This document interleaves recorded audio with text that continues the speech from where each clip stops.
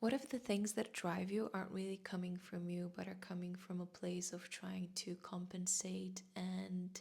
fill in the gaps of the emotional neglect that you experienced as a child? We usually mistake our motivations and drive for something that is coming purely from us and is guiding us on our path of personal development. But a big blind spot that we are not really quick to notice is that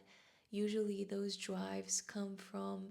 a survival mechanism that helped us to progress from environments that were emotionally deprived and not really fulfilling for us towards some sort of an environment or state built with a promise that once we get there with this specific drive and motivation, that our emotional needs and we ourselves will finally be loved, accepted, and acknowledged. And functioning out of that conditioned drive usually looks like staying in relationships for way too long, or forcing ourselves to be in a field of work where we feel depleted, or pushing an identity onto us that really has nothing to do with our true selves. And how we can distinguish if we are in that conditioned drive that stems from our emotional deficits, or if we are truly in contact with our